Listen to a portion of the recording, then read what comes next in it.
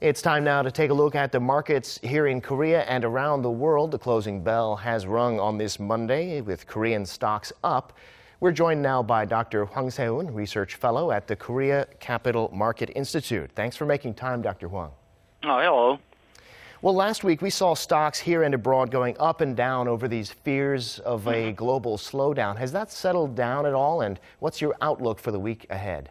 Okay, global stocks climbed with U.S. Treasuries slipped as evidence of a pickup in China's manufacturing eased concerns about the global economic slowdown.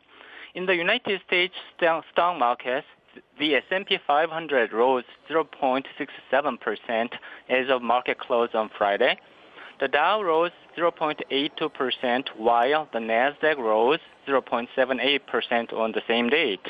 Today, Japanese shares posted gains of 1.43%, and equities also rose in Hong Kong, Shanghai, and Seoul.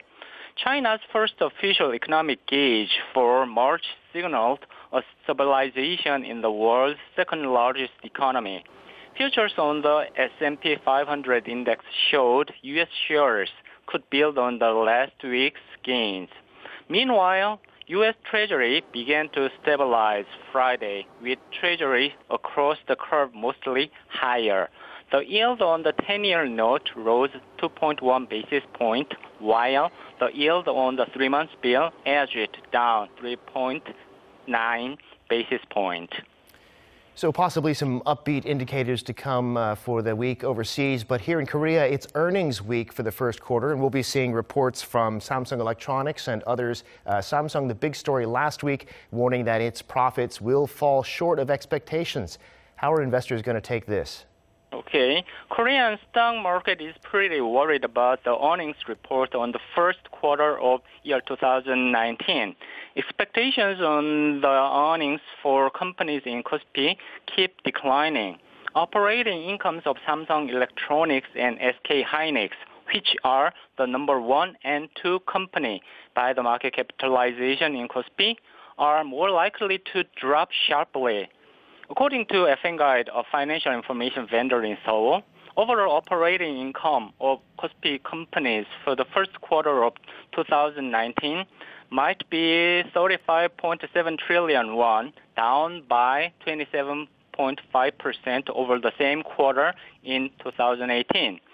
Within IT industry, semiconductors operating income is estimated to be 8.8 trillion won, which is likely to be half year-on-year basis.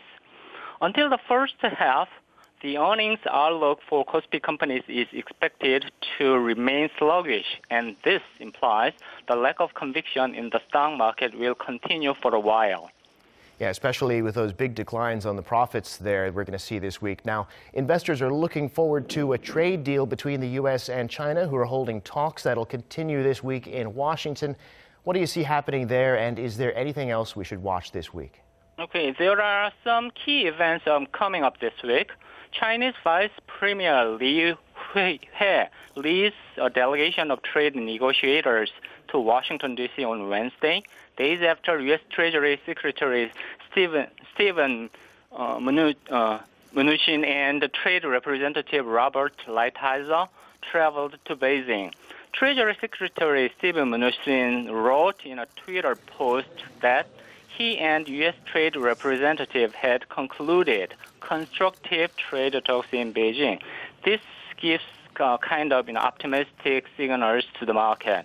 UK Parliament will take up indicative votes on Brexit proposal on Monday as members seek a compromise to break an impasse over Prime Minister Theresa May's withdrawal agreement. These are a few key events coming up this week. All right, we'll be looking forward to those, and we'll be discussing those with you later on.